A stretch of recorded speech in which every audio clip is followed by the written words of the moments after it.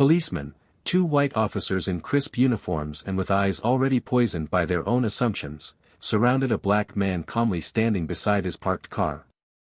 The coffee cup in his hand was still warm, untouched, as if the universe itself paused in disbelief at what was unfolding. He hadn't spoken yet, hadn't even moved with urgency, and yet the tension in the air was unbearable.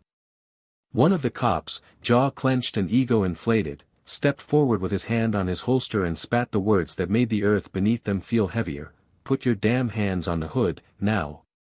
There was no negotiation. No questioning. Just commands laced with arrogance. Another officer joined in, circling around him like a predator, already swinging the cuffs with a smirk. "Where's your ID, huh? Let me guess, you left it in the stolen car, right?" The man blinked slowly, eyes steady, breathing measured. The smirk turned into a sneer. "No ID. No problem. You people always got some story." The moment was quiet before it cracked. Laughter came from the second officer, sharp, mocking, and far too comfortable. That laugh cut deeper than any weapon. And it wasn't just the words. It was the way they looked at him, like he didn't belong, like his presence was a threat, like his skin was an offense. There was no resisting. Not because he was afraid. Not because he couldn't fight back. But because he knew this wasn't a battle to win in the street. His silence wasn't weakness. It was restraint. It was purpose. And above all, it was strategy. He knew something they didn't. And they were about to learn. The coffee cup hit the ground. That's when it all snapped into motion. One knee slammed into his back. His head was shoved against the hood of his own car. Metal bit into his wrists. His dignity was thrown to the pavement like trash. People watched. Phones recorded. Some shook their heads. Some whispered. Some did nothing. But what burned wasn't the silence, it was the helplessness. The cold steel of the handcuffs. The clicking sound of injustice locking into place. The officer leaned down, voice inches from his ear, and whispered just loud enough, "Bet you've been in cuffs before, huh? Fits you." They dragged him to the patrol car. Not read his rights. Not ask for his version. Not even allowed to speak. And as the doors slammed shut, you could feel it, that boiling silence. That internal scream that so many know too well. The kind of scream that stays buried because the world was never interested in hearing it. Inside the courthouse, the tension didn't ease. He was walked in like a criminal. Shackled. Disrespected. A public display of power fueled by ignorance. The bailiff didn't make eye contact. The judge barely looked up. And the officers? They stood proud. Like they'd done something noble. Like they were protectors of some imaginary line that this man had dared to cross. But what they didn't know, what they couldn't possibly imagine, is that they hadn't just cuffed another black man on the street. They had cuffed a legend. A ghost among warriors. A man who had stood in deserts foreign and hostile, who had faced down enemies trained to kill, who had led missions no civilian would ever know about. They didn't know that the man they humiliated wasn't just innocent, he was elite. As the proceedings began, murmurs floated through the room. Confusion. Unease. And then, silence. Not the kind of silence that comforts. The kind that warns. The courtroom doors opened. Not hurried. Not loud. But deliberate. And in walked a man who carried the weight of a nation on his shoulders. Medals gleamed on his chest. Authority followed every step he took. His presence didn't just change the room. It shifted reality. He walked straight to the judge without a word to the officers. He didn't need to look at them. The fear had already started sinking in. The general, 4 stars shining, didn't waste time. "I'm here to issue a formal apology on behalf of the United States military," he said. And in that moment, the oxygen was sucked out of the courtroom. Heads turned. The judge leaned forward. The man you've placed in shackles is a decorated Navy SEAL. A national hero. And your officers have made a mistake that will echo louder than they can possibly imagine. The color drained from the faces of the officers. Their backs straightened. But it was too late. The damage had been done. Cameras were rolling. Reporters were already outside. The name they mocked minutes ago was now rising in headlines across the nation. But that was only the beginning. Because what happened next shook not just the courthouse, but the entire system. This wasn't just about one man wronged. It was about the countless voices behind him. It was about justice suffocated for decades. And now, for once, justice had a face. It had a name. And it had backup. But here's the thing. That moment with the general. That wasn't even the real twist. Because what happened next to those two officers, what happened when the truth came out fully, that was the part no one saw coming. What was said behind closed doors? Who stepped forward to expose everything? And how did this man, humiliated in front of the world, turn the entire story upside down, in just one move? You're not ready for what comes next. Stay with us. The story is just getting started.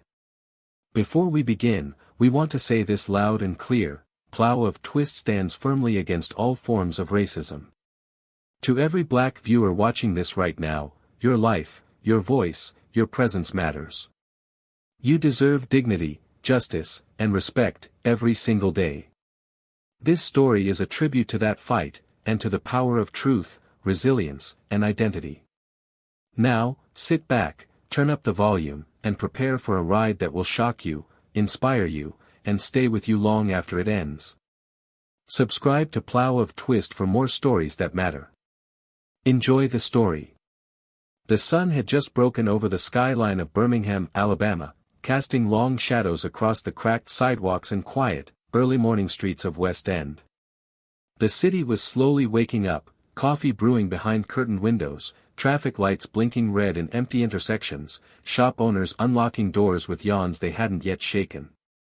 On 3rd Avenue South, a neighborhood that carried the weight of generations on its shoulders, the morning still felt thick with the kind of silence that holds stories unspoken, and scars unhealed. It was here that Darius Carter parked his car just outside a small community cafe, dressed in gray joggers, a faded navy hoodie, and quiet determination. He moved like a man at peace, not because the world gave him peace, but because he had earned it. At 42 years old, Darius carried a presence that couldn't be taught. He stood tall, his frame wide and weathered, his movements deliberate, with eyes that had seen war but still found beauty in ordinary things. The kind of man who held doors open for elders, who greeted strangers with a nod, who could make a child feel safe with a single glance. He was not flashy, didn't wear medals, didn't brag, didn't shout.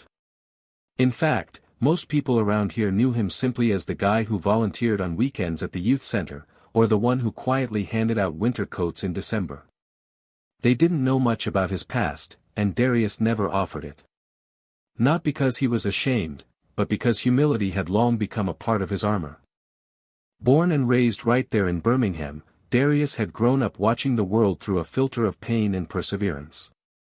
His mother, Laverne, was a schoolteacher who worked 2 jobs and still found time to press his clothes on Sunday. His father, gone before he hit 9, left only discipline and the faint smell of aftershave in an old jacket.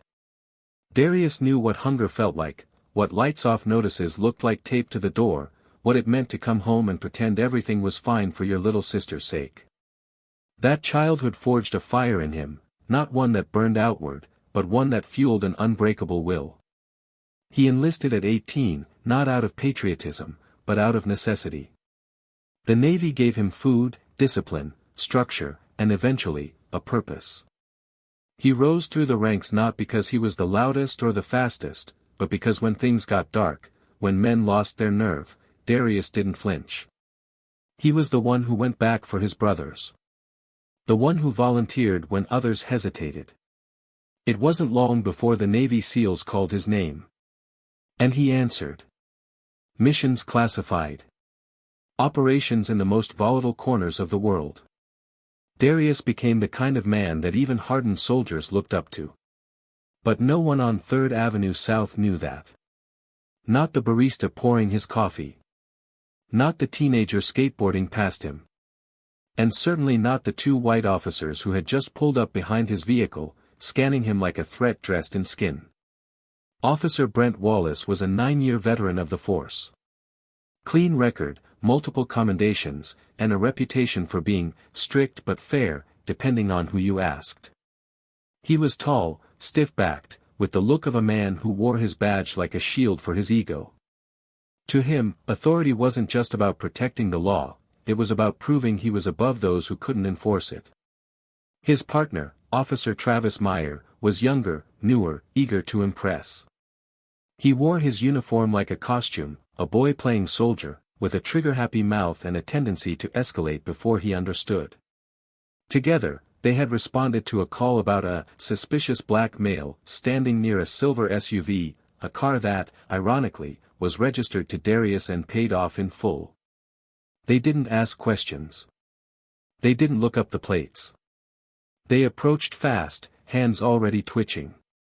Wallace led the charge, barking commands as if volume equaled justice. Step away from the vehicle. Hands where I can see them. Darius turned, calm, composed. He held his coffee cup in one hand and his phone in the other. "This is my car," he said, the words deliberate but not defiant. "I have the registration inside." But they weren't listening. They were reacting. Wallace stepped closer. "Don't move. Keep your hands up." Travis circled to the other side, eyes wide, hand grazing his taser. Darius didn't argue. He didn't shout.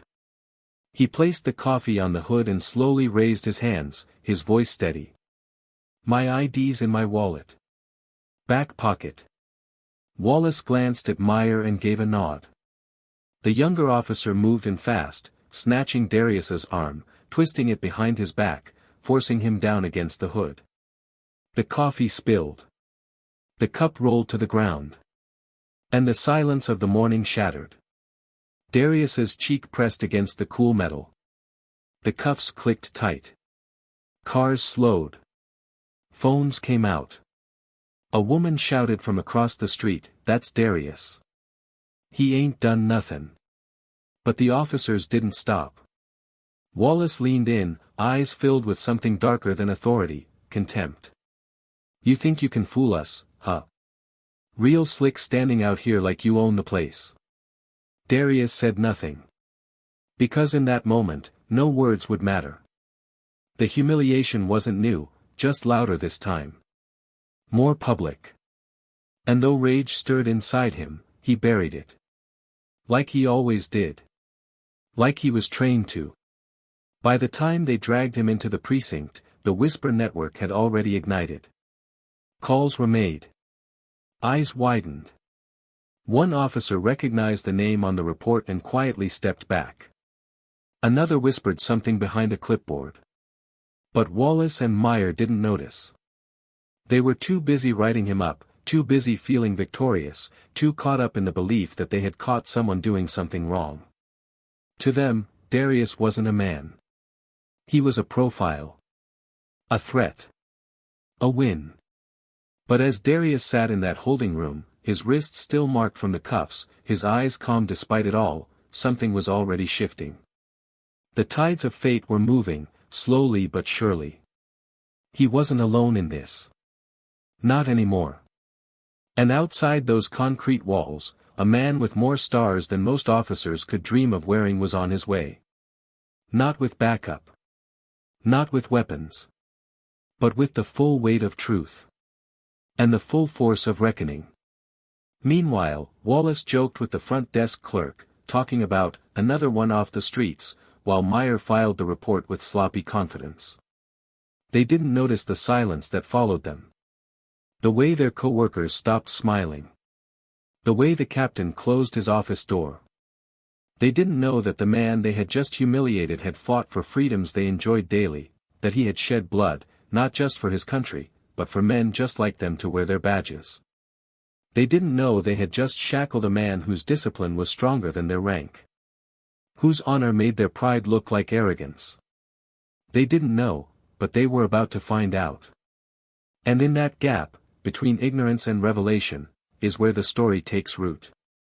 A story not just about racism, or injustice, or power. But about the quiet strength of a man who knew who he was, even when others tried to erase it.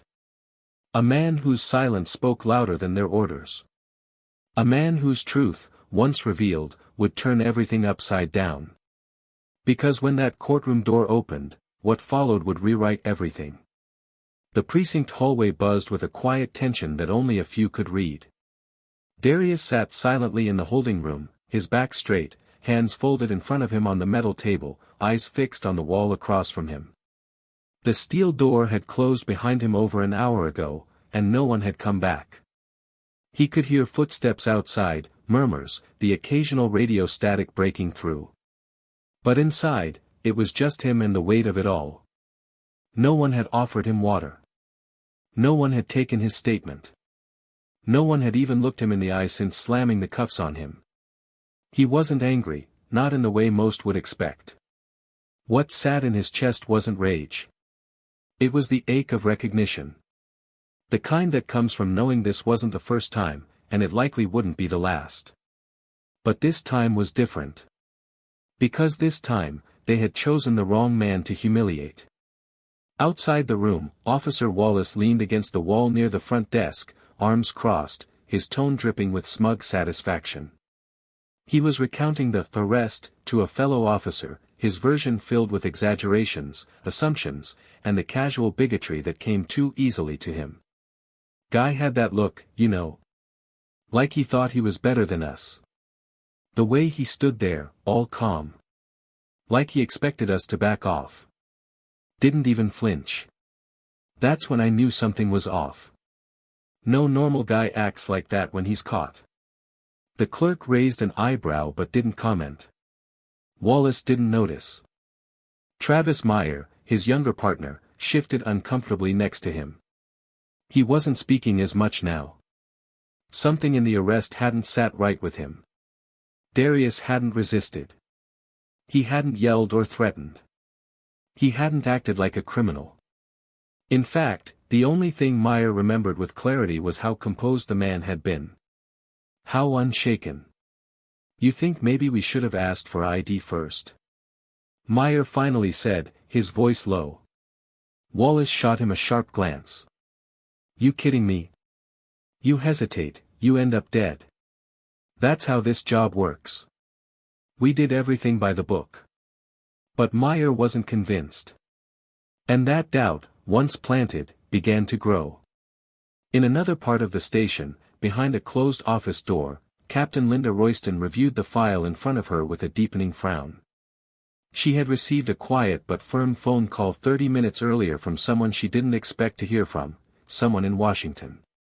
The name, Darius Carter, had been spoken with a kind of reverence she rarely heard from officials. She flipped through the report again, eyes pausing on the incident summary written by Wallace. It was sloppy. Rushed. Full of vague language and empty justifications. Her gut told her there was more here than Wallace wanted anyone to know.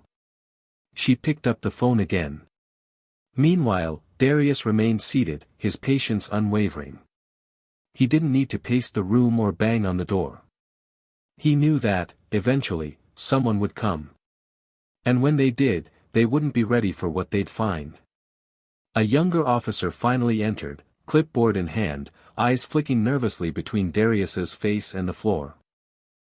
Sir, I mean, Mr. Carter, we're gonna need to verify some information with you. Darius looked at him calmly. You want my ID? Check my wallet. It's still with the property clerk. The officer nodded quickly, muttered something under his breath, and rushed back out. The silence returned, but this time it carried an edge. The air felt different now. The turning point began not with sirens or shouting, but with a black SUV pulling up quietly outside the precinct. When the door opened, two men in suits stepped out. One of them walked inside without announcing himself. He approached the front desk, leaned in close, and spoke a single sentence that turned the blood cold in every staff member nearby. "I need to speak to your captain, immediately. It's about the man you have in holding." A name was handed over. The captain was summoned. And from that moment, nothing would be the same. Inside the captain's office, Linda Royston stood as the man introduced himself and handed over identification that made her eyes widen. Department of Defense. Clearance above her pay grade. "We have a problem," the man said. "And you're going to want to get in front of it before this story breaks wide open. You've detained a decorated Navy SEAL. Multiple deployments. Classified operations. He holds one of the highest security clearances in the country. He's been personally commended by a 4-star general. And your officers, your department, just put him in cuffs without cause." Captain Royston closed the file in front of her, her expression tight. "I didn't know." The agent didn't blink. "But now you do.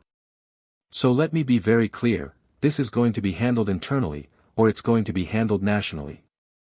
Your choice." In the hallway, Wallace and Meyer continued their shift as if nothing had changed, but the looks from other officers were different now. Eyes averted. Conversations stopped when they walked by. And still, they didn't understand. Until a uniformed officer approached them with a clipboard and said flatly, "Captain wants to see both of you. Now." Back in the holding room, the door finally opened again. But this time, it wasn't an officer. It was Captain Royston herself, accompanied by the agent. Her expression was unreadable. Darius looked up and said nothing. She stepped forward. "Mr. Carter, I need to apologize for the way this has been handled. You are free to go. Your belongings are being returned. Transportation is waiting outside."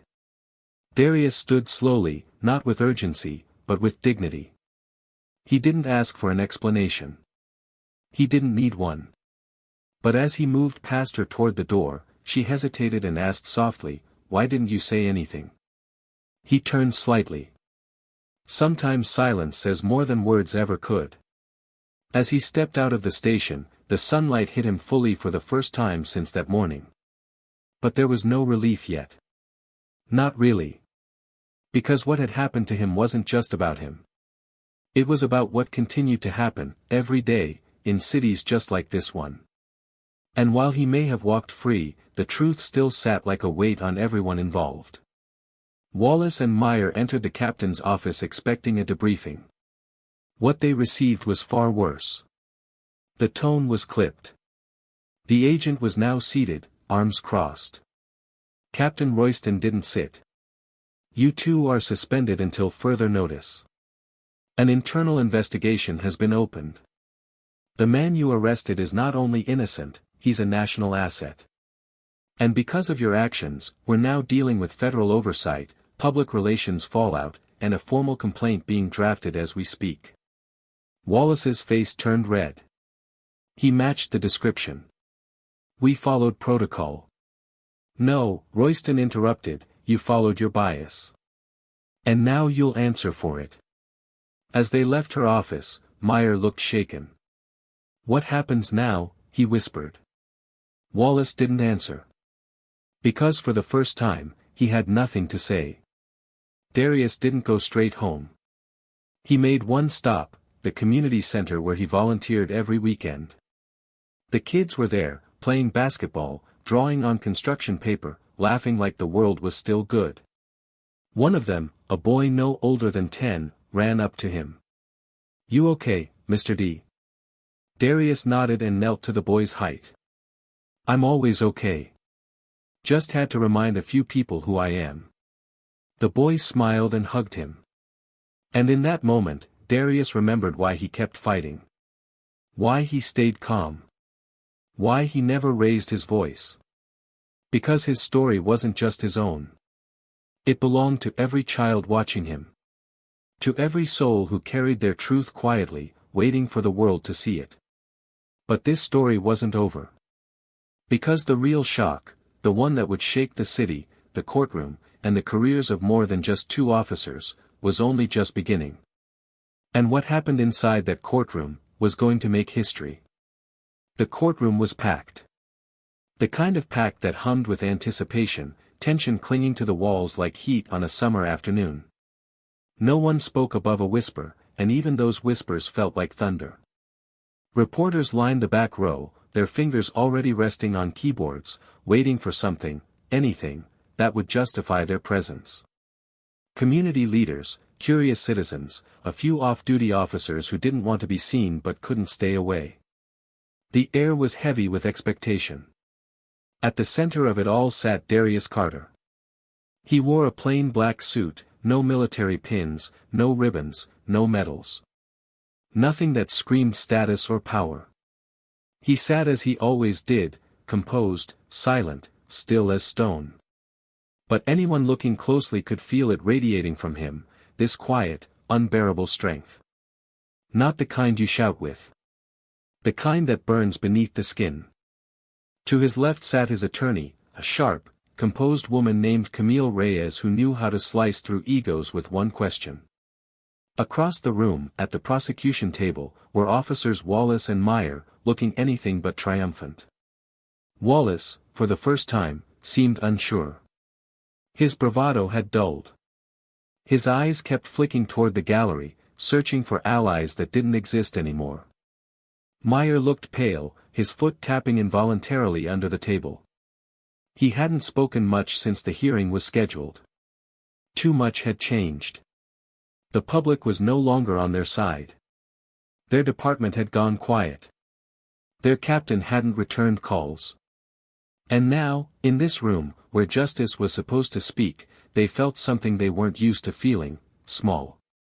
The judge entered, and the courtroom rose. A quiet command fell over the room. Everyone sat. The first hour was technical. Motions, evidence entry, confirmation of records. But no one in the room cared about that. They were waiting for the moment. The moment everything turned.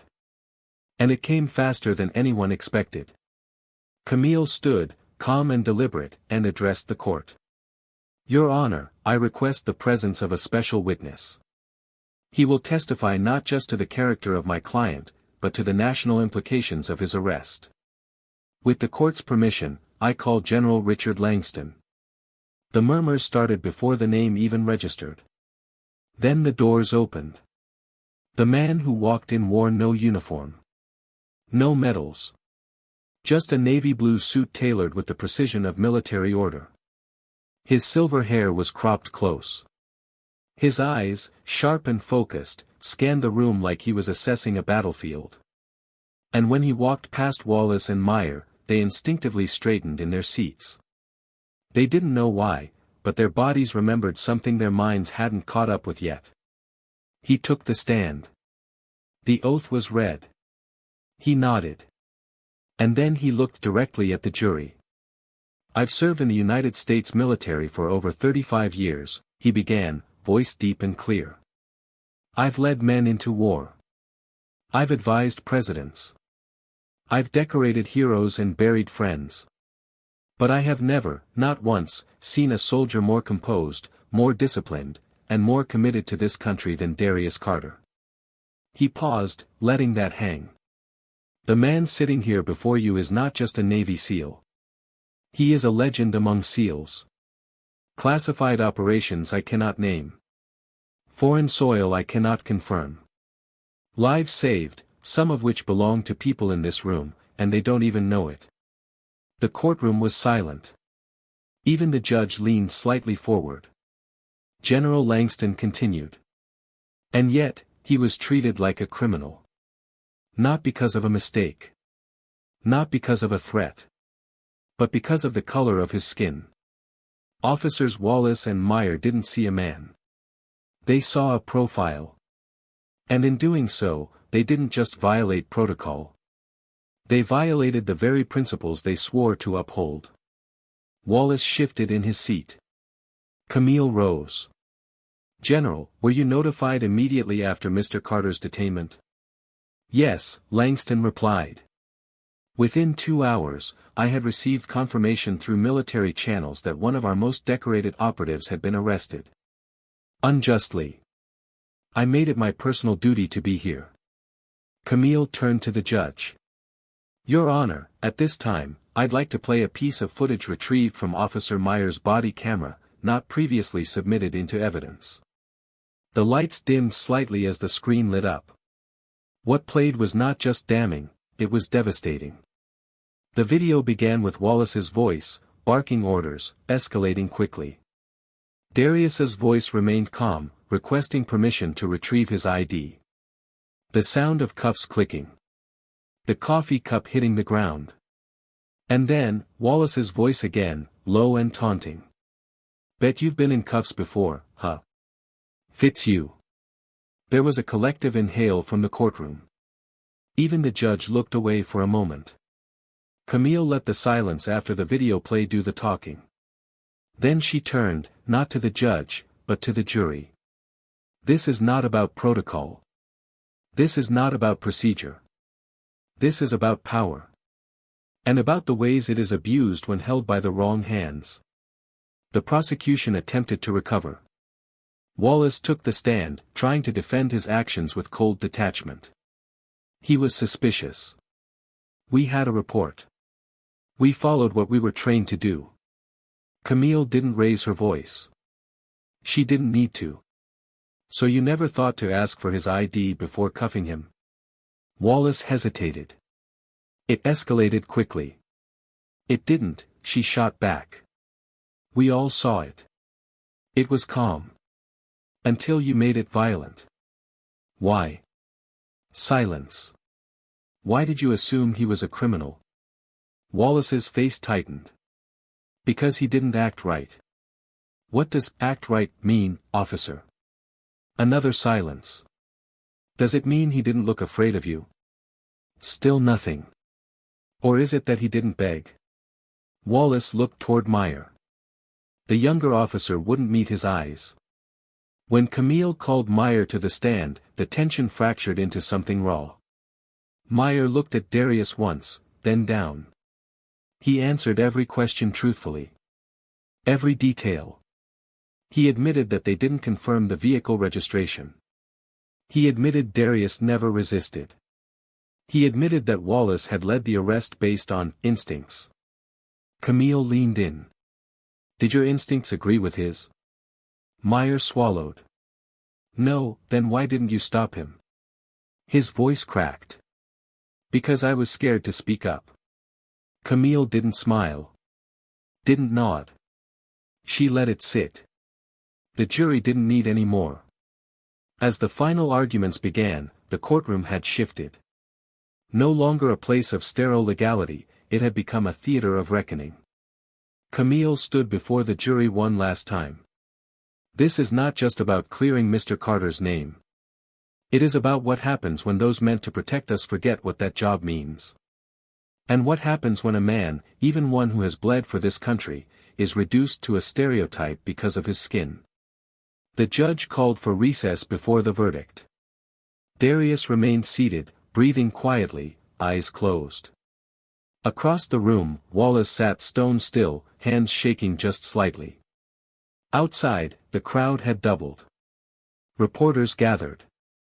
Signs were raised. A quiet chant began, say his name. Darius Carter. Inside, one question hovered unspoken in every corner of that room: what will justice look like, when it finally arrives? The courtroom reconvened just after noon, the doors creaking open to a crowd that had only grown thicker, more alert, more alive with the weight of what was unfolding inside. Darius returned to his seat with the same composed posture he'd maintained from the beginning. His hands rested lightly on his lap, his breathing controlled, and his gaze focused straight ahead. There were no signs of arrogance, no victory written on his face, only the kind of quiet presence that could only come from someone who had faced far worse battles and survived them with integrity intact. Camille sat beside him, flipping through her notes not because she needed to but because that small ritual gave her rhythm.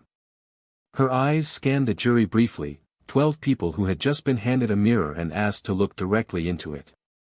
Their faces revealed little, but their silence spoke volumes.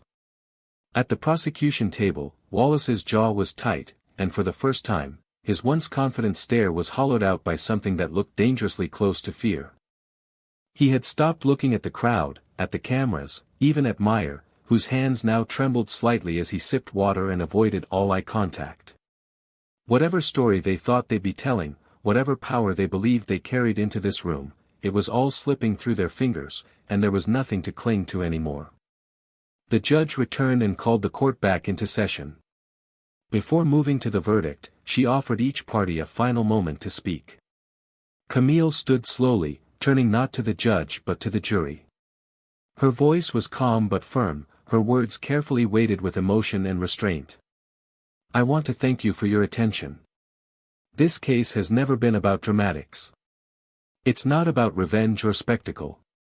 It's about one man who was judged, humiliated, and restrained, not because of any action, but because of an assumption. It's about a system that too often allows certain people to act first and justify later. You've seen the footage. You've heard the words spoken while he was pinned to the hood of his own car. You've heard an officer admit to staying silent out of fear of retaliation from his own partner. You've seen what happens when power is unchecked. Darius Carter is not on trial here. But our willingness to see the truth. That is. What you decide next doesn't just speak for this courtroom, it echoes beyond it. She sat down. The prosecution stood, but the ADA spoke only briefly, reciting boilerplate language about procedure and the pressures of policing. There was no passion in it. No conviction. Just obligation. Even they knew the wind had changed. The judge instructed the jury and dismissed them for deliberation. What no one expected, what turned tension into stunned disbelief, was how quickly they returned. Less than 30 minutes. People barely had time to step outside for air before the bailiff was calling everyone back into their seats. The foreperson stood, paper in hand, voice clear. In the matter of unlawful arrest, violation of civil rights, and abuse of power, we find the officers guilty. A wave rippled through the room. Audible gasps. A tearful yes from somewhere in the gallery. Wallace's head dropped. Meyer blinked as if he hadn't fully heard it. Darius didn't move. Didn't smile. His fingers curled slightly around the edge of the table, but his eyes remained forward. Camille touched his arm gently, no words, just acknowledgement. But then came the second announcement. The judge raised her hand. There is one additional motion submitted by Mr. Carter's attorney, which I have chosen to accept. Mr. Carter has requested the right to deliver a personal statement to this court. All eyes turned to him. Darius stood. He walked slowly to the front of the courtroom and faced the judge, the officers, the jury, the public. When he spoke, his voice was even, low, but carrying through the silence like a current of truth. I've spent most of my life in silence. Not because I had nothing to say, but because I was taught early on that silence was safer. That silence kept you from becoming a target. That if you were quiet, respectful, obedient, maybe, just maybe, you could live with your dignity intact. I carried that lesson through war zones, through missions I can't talk about, through moments when men under my command died with my name in their last breath. I've buried friends. I've carried brothers out of fire. And I did it not because I believed I'd be celebrated, but because I believed it was right. He turned slowly toward Wallace and Meyer. When I stood by my car that morning, I wasn't thinking about being a Navy SEAL. I wasn't thinking about my record, my medals, or the lives I've saved. I was just a man grabbing coffee. And yet, to you, I was a threat. You didn't see a father. You didn't see a mentor. You didn't even see a fellow citizen. You saw something to control. Something to dominate. And when I didn't respond the way you expected, when I didn't beg, or shout, or resist, you got angrier. Because the power you had wasn't about protecting anyone. It was about reminding me where you thought I belonged. He paused, letting the weight of his words settle. I don't want your apology. I don't need your guilt. What I want, what I demand, is change. Not for me. But for the young boy in the community center who watches the news and wonders if he's next. For the mother who warns her son not to wear hoodies at night. For the veteran who wonders if his sacrifice is seen through the color of his skin. For all of them, I stood silent for too long. So hear me now. I will not be silent anymore.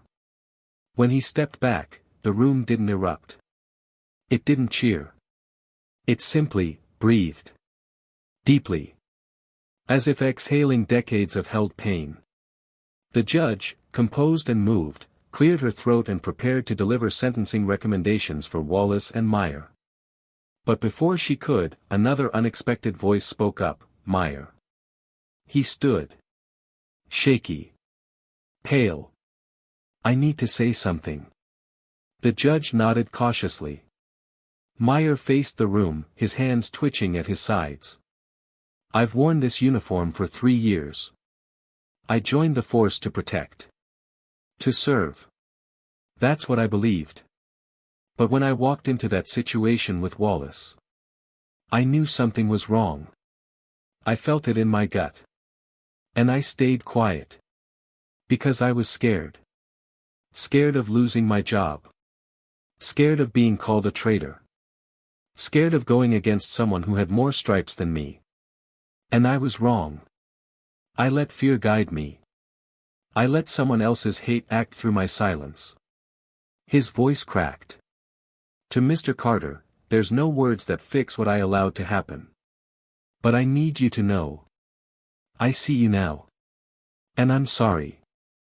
The silence that followed wasn't about judgment. It was about reflection. A moment that made everyone ask themselves what silence they had held too tightly to. The judge resumed and handed down her decision. Wallace would be stripped of his badge, face federal civil rights charges, and undergo criminal proceedings for abuse of authority.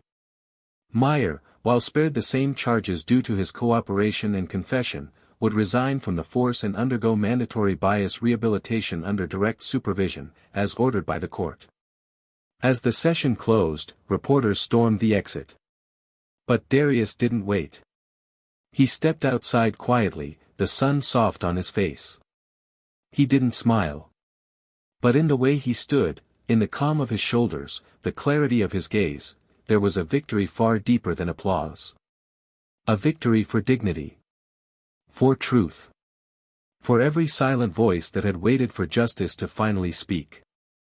And what came next, how that courtroom moment rippled into headlines, into policies, into lives, that's a story all its own. But for Darius Carter, the silence was finally broken. And the world was listening. The days that followed the verdict unfolded with a strange stillness, the kind that lingers in the wake of a storm, not because the storm is over, but because everyone is still trying to process the damage it left behind. Darius Carter found himself at the center of a national conversation he hadn't asked to lead. His name was trending, his story headlined across news outlets, cable segments dissecting every moment of the courtroom footage, op-eds praising his restraint and courage, and podcasts trying to peel apart the layers of what had just occurred. But for Darius, none of it felt like vindication. He didn't care for applause or sympathy. He had spent too many years avoiding the spotlight to find comfort in its sudden glare. What weighed on him wasn't what the public saw, it was what they would never understand unless they lived it. The way dignity is slowly chipped away in everyday interactions, the way silence becomes second nature, the way surviving feels like a full-time job even when you've done everything right. He returned to his routines cautiously. The community center greeted him like family, tight embraces, teary eyes, some of the older kids looking at him now with a reverence they didn't know how to express. One boy, maybe 11 or 12, approached him slowly, clutching a notepad. "Is it true you didn't say anything back?" the boy asked. "Not once." Darius knelt to meet his gaze. "I didn't have to," he said gently. "Sometimes silence carries more power than shouting ever could." The boy nodded slowly, chewing on that idea like it was foreign, like he'd never seen that kind of strength before. And that was what Darius feared most, not the police, not the system, but the idea that generations growing up already believed that being loud was the only way to be heard. That justice only came when you forced the world to notice you screaming. He wanted them to know there was another way. But it wasn't easy. And it came with a cost. Meanwhile, Wallace's legal team scrambled behind closed doors, desperate to salvage whatever pieces of his life remained. Officially removed from duty, stripped of his badge, and pending federal prosecution, he had become the face of everything wrong with the system, even if he still refused to admit his own part in it. The few statements he gave were short, defensive, and filled with vague regrets rather than genuine accountability.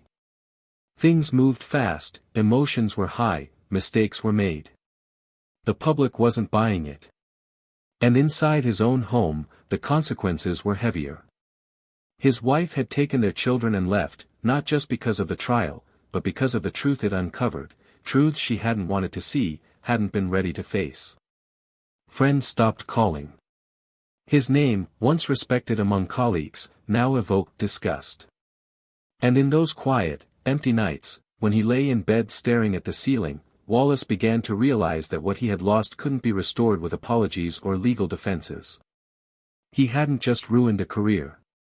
He had exposed the core of who he really was, and it was something even he struggled to face. Meyer, on the other hand, was trying to rebuild. His resignation from the force had been accepted, and he entered a program that focused on dismantling internal bias and rebuilding community relationships. He didn't do it for optics. He did it because he couldn't live with himself otherwise. He began volunteering anonymously in underserved neighborhoods, showing up where he once patrolled with suspicion. He spoke to young recruits at the academy, telling them the story not of how he served, but of how he failed. His words weren't polished. His shame still raw. But in his imperfection, he found purpose. Still, the road back was long. At a small local gathering, a man approached him, older, eyes sharp. "I saw your face on the news," the man said flatly. "You the one who let it happen, huh?" Meyer nodded, unable to look him in the eye. The man waited. "You trying to be different now?" Meyer nodded again. The man studied him, then finally said, "Don't expect no one to clap for you. Just don't stop showing up." And Meyer understood. Redemption wasn't something you earned. It was something you lived into, quietly, consistently, without expecting to be forgiven. Camille Reyes received calls from every corner of the country. Civil rights organizations, legal firms, advocacy groups. She had become a symbol of fearless litigation. But the weight of what she'd carried in that courtroom didn't leave her. She had defended Darius with everything she had, but she knew justice in a courtroom didn't erase injustice on the street. In private conversations with Darius, she shared her frustrations. "They'll turn this into a hashtag," she said. "They'll parade it around, say justice was served, and go back to sleep. But nothing really changes until the next Darius gets cuffed." Darius would nod, listening carefully. "Then we don't let them forget," he'd reply. "Not this time." Despite the national attention, Darius refused every interview request. He declined every talk show.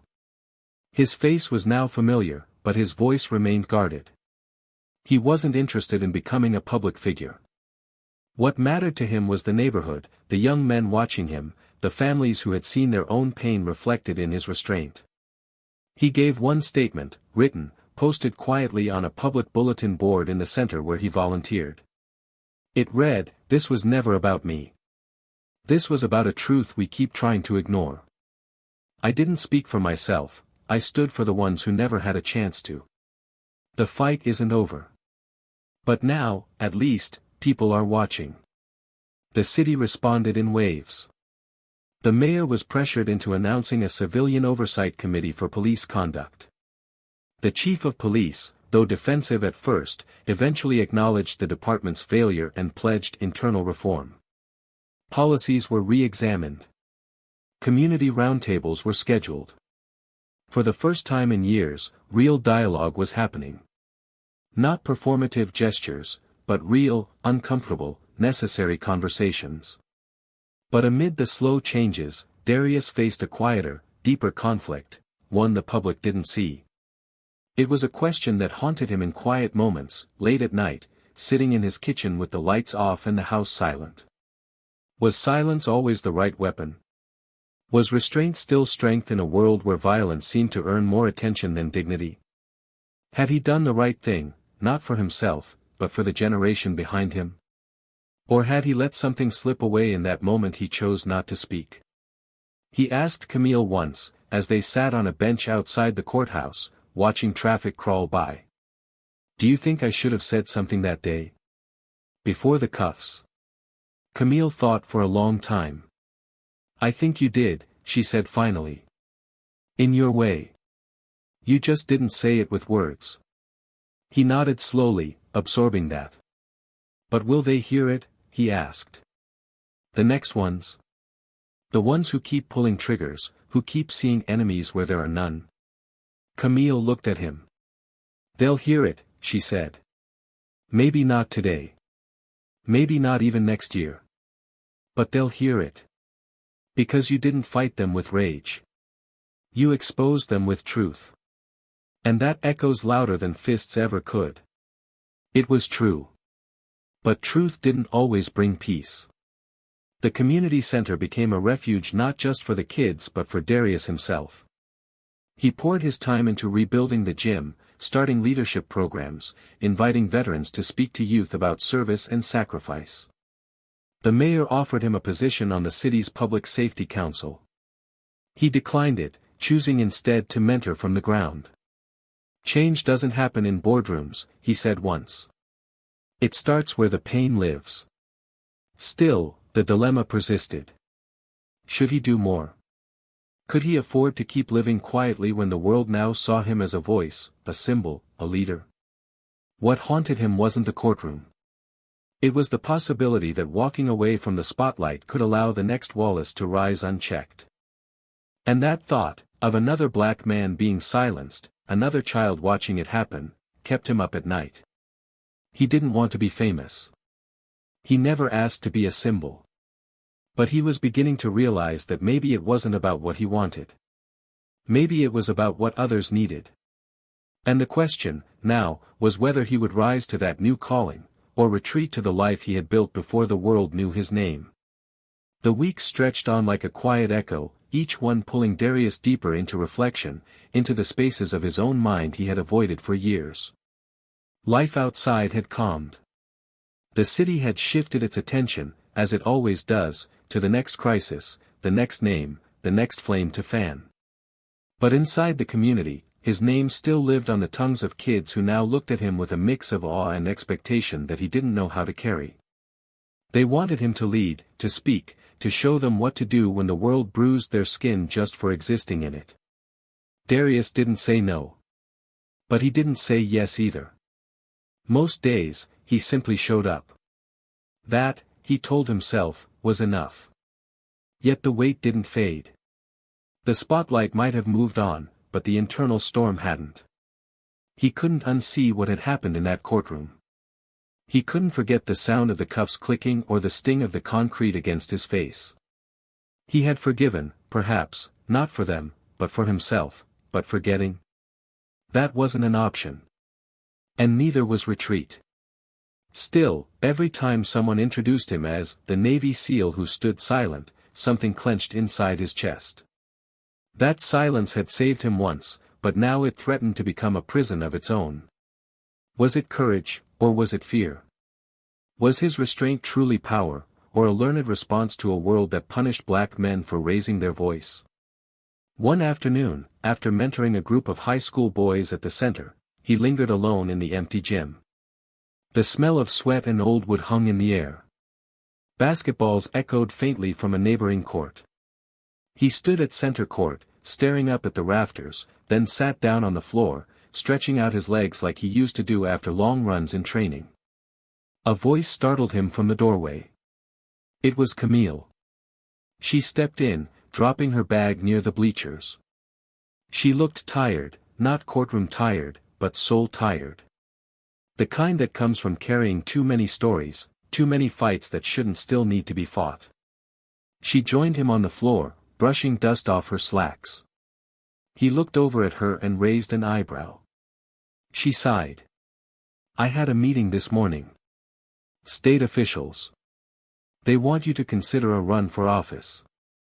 Darius didn't react. He stared ahead. They want a symbol, he said finally. Not a person. Just a headline they can parade around while nothing changes. Camille leaned back on her palms. Maybe. But maybe they need someone who's already done more with silence than most do with speeches. He turned to her slowly. I didn't ask for any of this, Camille. I didn't fight for this spotlight. I fought for peace. For control. For a little piece of myself to remain untouched in a world that takes so much from us. She met his eyes. I know. But you're not invisible anymore, Darius. And sometimes when the world finally sees you, you don't get to choose whether or not you lead. You just choose how. He let the words settle between them like dust in sunlight. Then he said, what if I fail? What if I stand up and it's not enough? What if all I am is a quiet soldier trying to build a quiet life? Camille's voice softened. Then at least you tried. And that will be more than most ever do. The conversation stuck with him like a stone in his shoe. Every walk down the block, every handshake at the center, every parent who thanked him with quiet desperation, he felt it. The pull. The responsibility. The unspoken plea in their eyes. You made it through. Now tell us how. One evening, Darius stopped by a local radio show that broadcasted from a small basement studio run by a friend from his childhood, Quincy. It wasn't a national platform. It wasn't political. It was just a space where the neighborhood talked to itself. Quincy didn't announce Darius was coming on. He didn't need to. Word got around. And when Darius sat behind the mic, his voice low and measured, he spoke not like a politician, but like a man finally choosing to stop holding back. He told them about his childhood. About his mother working double shifts to feed them. About the day he first saw police tape in front of his building. About the recruiter who handed him a lifeline in the form of a uniform. He didn't speak about medals. He didn't mention ranks. He talked about fear. About discipline. About learning to breathe through pain because screaming made you a target. He talked about silence, and what it had cost him. Near the end of the broadcast, someone called in. A young man, his voice trembling, asked, "So what do we do when they come for us? When they see a weapon in our skin?" There was a pause, and Darius answered without hesitation. "We don't give them our peace. We fight smart. We survive. And then we use the life they tried to steal to build something that can't be ignored. We make them see us. Whether we're silent or loud, we make them see." The station received more calls that night than it had in 3 years. The momentum began to shift again. Not the viral kind of momentum. Not headlines or hashtags. But quiet ripples, in classrooms where teachers started unpacking bias more honestly, in precincts where officers were being required to listen to real stories from men like Darius, in city councils where young activists held his story up as a blueprint for reform. And through it all, Darius watched with cautious hope, unsure if this would last, but choosing, for the first time in a long time, to believe that it might. Still, there was one meeting he had yet to face. Wallace had requested a mediation session. It wasn't public. It wasn't part of the sentence. It was a voluntary moment, an offer extended, and surprisingly, one that Darius accepted. They met in a neutral room in the city courthouse, monitored by a counselor, but largely left alone. Wallace sat across from him, a different man now. His suit didn't fit right. His hair had grayed at the edges. His eyes, once sharp and condescending, now searched for a foothold in the conversation. "I don't expect forgiveness," he began. "I just need to say it out loud. Darius nodded for him to continue. I grew up believing the world was black and white. That if someone wasn't following the rules, they were dangerous. That hesitation got people killed. And I let that fear guide me more than I'd like to admit. That day, I didn't see you. I saw something I was taught to fear. And I'm sorry. Darius listened, expression unreadable. Then he leaned forward slightly. You saw a threat because that's what you were conditioned to see. That's not just your fault, it's the fault of every system that trained you to act before thinking. But here's the thing, Wallace, there are no do-overs for the people who don't survive those mistakes. I walked away. Others don't. You can't fix what you did to me. But you can use what happened to fix the mirror you've been staring into your whole life. Wallace's hands shook slightly. I want to. I just don't know where to start. Darius looked him dead in the eye. Then listen. Don't speak. Listen.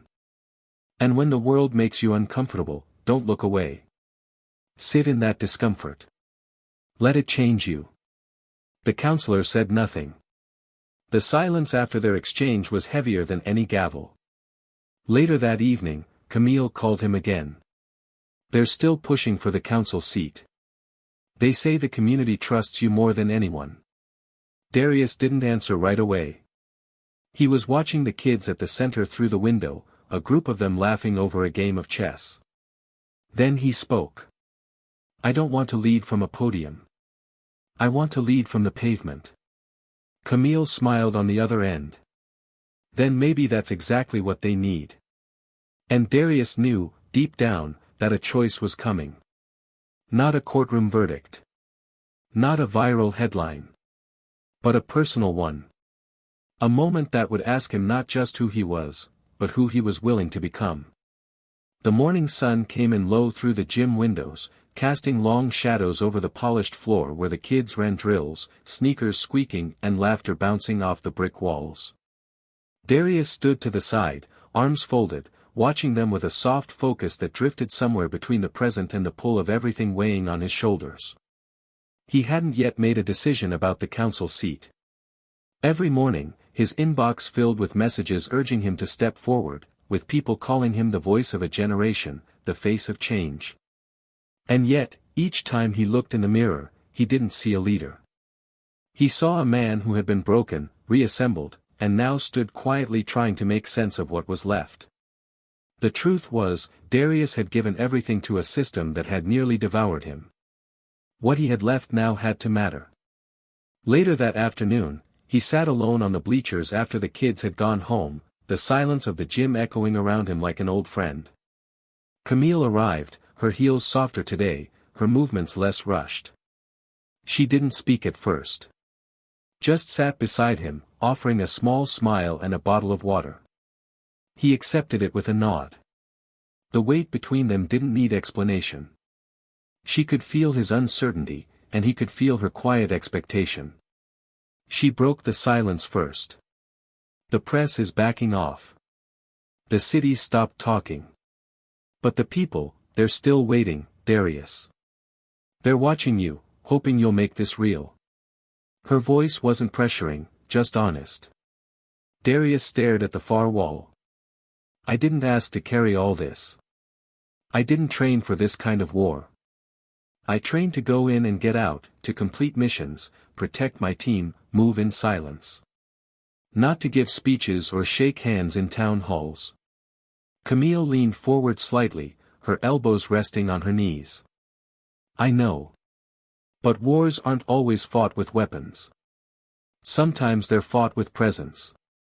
With the decision to show up when it's easier to stay hidden. You've already made people listen. Now you have a chance to make them act. He thought about the people in the neighborhood, the single mothers who worked double shifts, the kids who carried too much pain behind their eyes, the elderly man who always swept the sidewalk outside the center because he wanted to leave something better than what he found.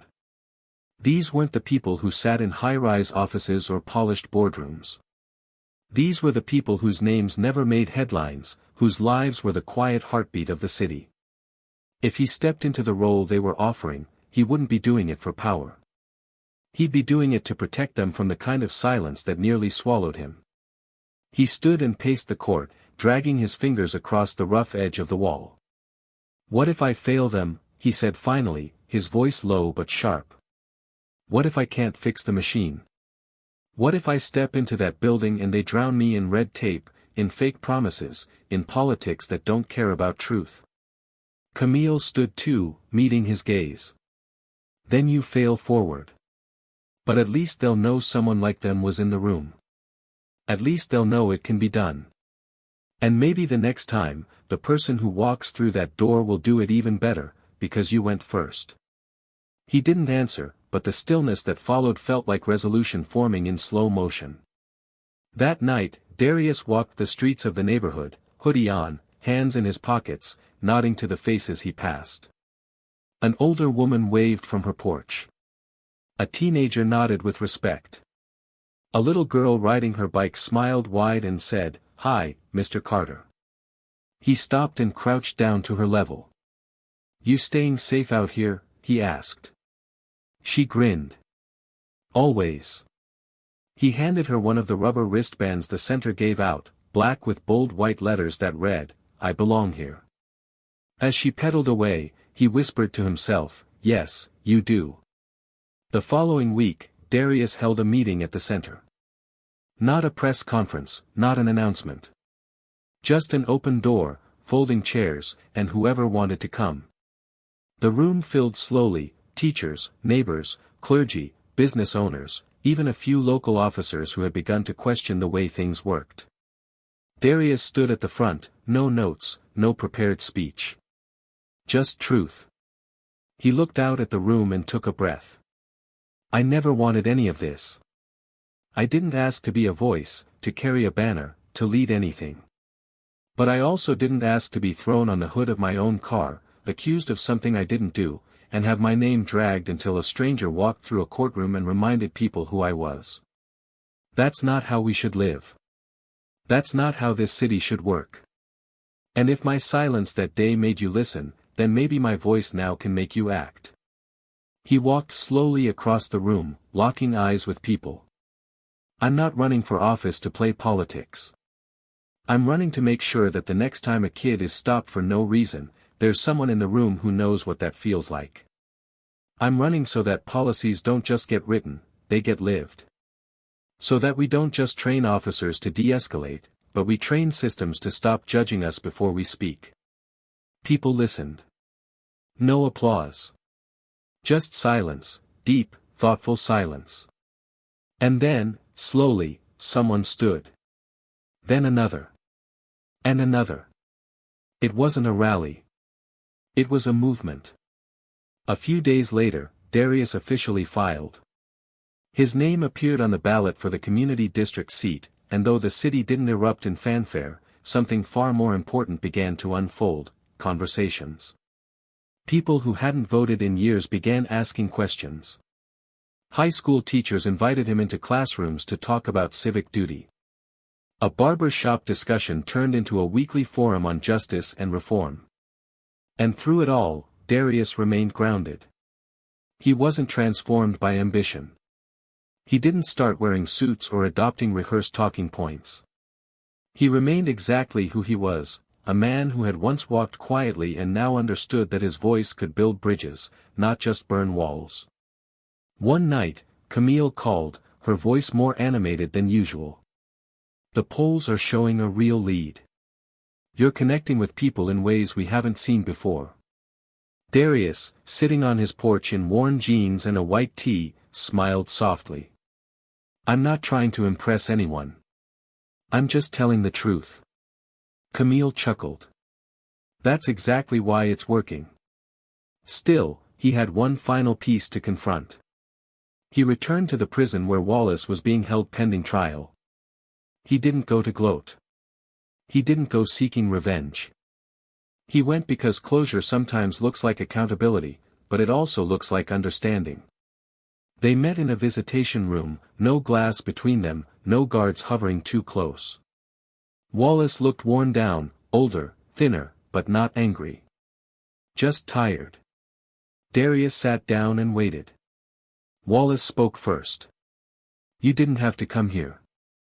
I did, Darius replied. Not for you. For me. There was a long pause. I lost everything, Wallace said quietly. My job. My family. My name. Darius nodded. Now you know how it feels. But you built something out of it, Wallace added. They respect you now. They listen. I didn't ask for that, Darius said. I just refused to let the story end where you left it. Wallace looked at him with something that bordered on sorrow. I wish I could take it back. You can't, Darius said. But you can live with what you did. You can carry it every day. Not to punish yourself, but to understand the damage silence can cause. You stood by and watched me be broken. Now you get to choose what you do with that memory. They sat for a moment in shared stillness. Then Darius stood, looked down at him, and said, I'm not your enemy. I never was. I was the mirror you refused to look into. Now you've seen yourself. What you do with that? That's on you. He walked out, not lighter, not freer, but clear. And for the first time since this all began, he understood something deeply. You don't always get to choose the battles life gives you. But you do get to choose what you do once the world is finally listening. Election night came with a heavy rainstorm that swept through Birmingham like a final cleansing of all that had clung to the past. The streets shimmered under wet lamplight, and the sound of thunder rolling in the distance was barely enough to muffle the rising energy inside the community center, now transformed into a watch party that pulsed with hope. It wasn't the kind of political event filled with cameras and catered dinners. It was homemade food on folding tables, kids sleeping in their parents' laps, elders in their Sunday best, and people standing shoulder to shoulder because they believed, truly, that something was finally shifting. Darius stood in the corner, near a window fogged by the warmth of the crowd, watching people, not for applause, but for the way their eyes lit up when his name came on the screen. He had never needed validation, but there was something healing about being seen, fully seen, and still chosen. The results came in quietly but decisively. He had won. Not by a landslide, but by a margin wide enough to erase any doubt. There was no eruption, no immediate celebration. Just a breath, a collective exhale, like a community that had been holding its lungs for years finally let go. Darius didn't speak right away. He walked slowly through the room, shaking hands, embracing grandmothers, kneeling to thank children who handed him crayon-drawn pictures with, "You're our hero," scribbled in uneven letters. When he finally stood in front of the crowd, there were no lights or microphones. Just his voice, steady and grounded. I didn't get here alone. And I'm not stepping into this seat for myself. I'm doing it for everyone who's ever been silenced, for every kid who's been told they have to be twice as good to be seen as equal, for every man and woman who's been made small so someone else could feel powerful. We're not asking for special treatment. We're demanding equal ground. And starting today, that fight doesn't belong to just one of us. It belongs to all of us. As his term began, Darius carried that same clarity into every meeting, every decision. He didn't become a politician, he became a representative in the truest sense. He walked into rooms and didn't let titles intimidate him. He called out performative gestures and demanded actual change, more funding for mental health programs, stronger accountability measures for law enforcement, housing initiatives that prioritize dignity over optics. And people listened. Not because of his past, but because he never let power become his identity. He remained accessible. Relatable. Real. Camille stayed by his side, not as a shadow, but as an equal force. She started a legal advocacy initiative that trained young attorneys of color to defend civil rights cases with both fire and strategy. Her work grew into a statewide program that shifted how justice was approached in underserved communities. She became a mentor, a pioneer, and in many ways, the spine of a movement that refused to fade once the headlines died down. Her relationship with Darius deepened, not romantically, but through a rare and profound trust. They had bled in the same battle, and now they rebuilt with shared purpose. Meyer found new life as well. After completing his rehabilitation program, he chose not to return to law enforcement. Instead, he committed himself to education. He began working at the very academy where he was trained, this time as an instructor in ethics and community policing. He told his story, fully and without varnish, to every class. Some cadets laughed nervously, some resisted, but others listened. And from those conversations came new officers, better ones. Not perfect, but more aware. He didn't seek redemption from the world. He earned it one student at a time, and though the pain of his past never left, it fueled his resolve. Wallace, however, took a different path.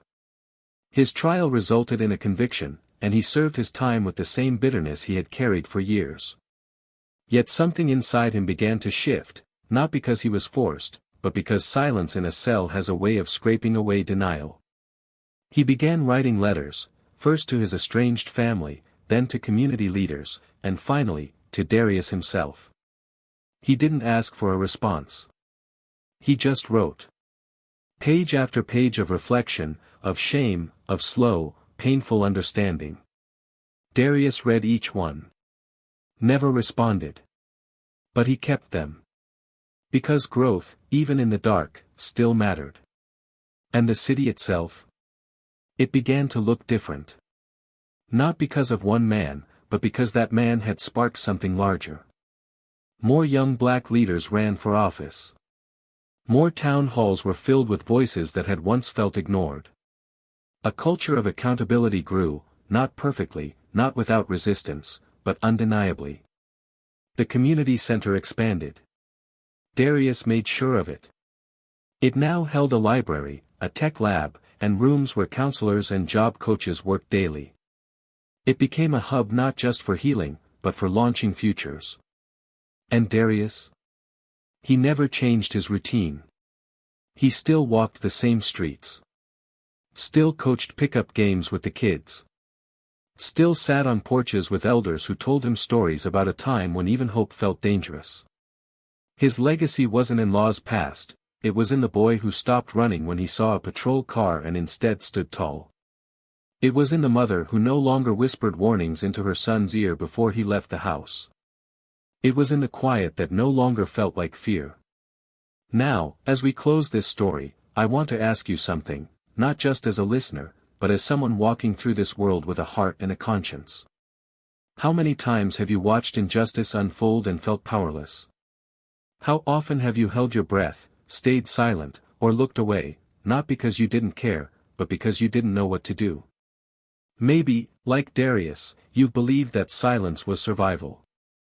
That restraint was the only thing keeping you safe. But what if, like Darius, you realized that your voice, when used with purpose, could change everything? This story isn't just about one man. It's about all of us. It's about what happens when truth rises quietly, steadily, and refuses to be ignored. When courage doesn't come with noise, but with intention. When justice isn't a headline, it's a decision. So I ask you, right now, what story are you writing with your silence? What world are you shaping with your choices? Let that sit with you. And if this story moved you, if it made you feel seen, made you feel angry, hopeful, or simply reminded you that dignity is worth defending, then share it. Join this community. Subscribe to Tales of Twist, where we bring you stories that don't just entertain, but awaken. Because sometimes, the most powerful twist, is the one that makes us change.